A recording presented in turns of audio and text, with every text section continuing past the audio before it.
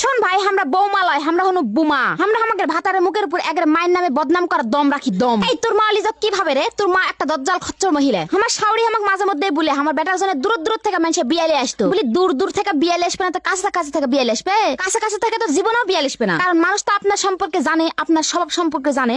জানার পরেও কি মানুষ আপনার বেটার জন্য কাছে কাছে থেকে বিয়ালে আসবে? আমাদের ননদ হচ্ছে ডিরেক্টর আর শাশুড় হচ্ছে অ্যাক্টর। ননদ ফোনে ফোনে ডিরেকশন দেয় আর শাশুড় অ্যাক্টিং করে। আমাদের শাশুড় যদি হয় পেট্রোল, তবে ননদ হলো গ্যাস লাইট। তবে ঢোল তবলা ঘন্টি কিন্তু ওই ভাতারেরাই হয়। যার কথাই শুনেন না কেন হাসবে কিন্তু ওই মালদাই, মানে আমাদের ভাতারেরাই। আমাদের প্রত্যেকটা শাশুড়েরই ডায়লগ, ওমা এটা শিখে আসেনি, ওমা ওটা শিখে আসেনি। শোনো শাশুড়ি মা, এটা আমার বাপের বাড়ি, কোনো স্কুল লয়। আর শিখেও যদি আসতুন তাহলে বলতেন ওমা এটা তো ভালো করে শিখেননি, ওমা ওটা তো ভালো করে করেননি। আর যদি ভাত তরকারি রান্ধি তাহলে বলবো ওয়াক্থু, এটা কি খাওয়া যায়, এটা কি রান্না হয়েছে? এই ভাত তরকারি কোনো আনতে পারিস না, মায়ে কি শিখাইছে? বলি শাশুড়ি মা এতই যদি পারেন তাহলে একলা একলা রান্না খাবেন। একটা জিনিস খেয়াল করে দেখবেন, এই শাশুড় বাড়ির লোকেরা বেটা বিয়ে দিয়ে আনার পরে দেখবেন ওরা আর একটাও কাম করতে পারে না। এই জন্য আমি সবসময় ভাবি তাহলে এই আগে এই কামগুলা কে করতো? আমি এটাই বুঝি না, ওটা কি শাশুড়ি না স্কুলের প্রিন্সিপাল? সবসময় খালি অনুমতি লাগবে, আমি কি মার্কেটে যাবো, আমি কি ওটি যাবো, আমি কি বাপের বাড়ি যাবো, আমি কি ওই অমুকটি যাবো। ওই শ্বশুর বাড়ি সবাই হলো ধোয়া তুলসী পাতা আর আমি একলাই হলো বিছুটি পাতা, মানে হচ্ছে বিছাতু। আমাকে দেখলেই অগ্রে খালি চুলকে। আমি তখন অগ্রে বাড়ি কাম করনি, আমি কেন অগ্রে খাওয়ার হজম করবো? আমি খালি অগ্রে টেরা টেরা কথা হজম করবো। আমার শাশুড়ের চোখের সমস্যা আছে জানেন, আমার ভালো দেখতে পারে না। আমার শাশুড়ের আবার কানেরও সমস্যা আছে, কানেও শুনতে পায় না। আবার পেটেরও সমস্যা আছে, আমার খুশি কিংবা হজম করে পারে না। বিয়ার আগে মনে মনে ভাবতুন আমার শাশুড়ি কত ভালো,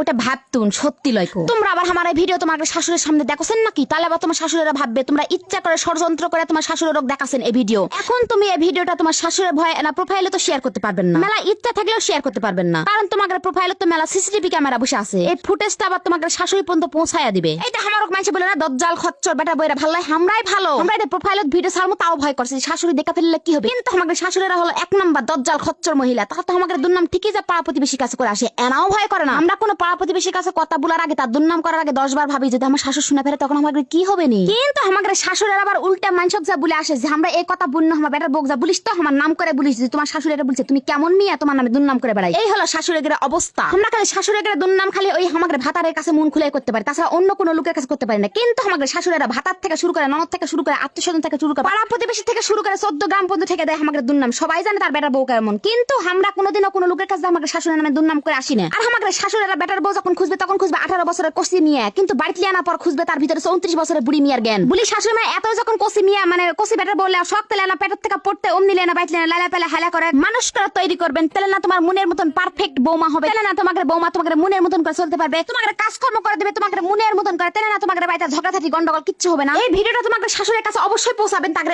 জ্ঞান অর্জনের জন্য।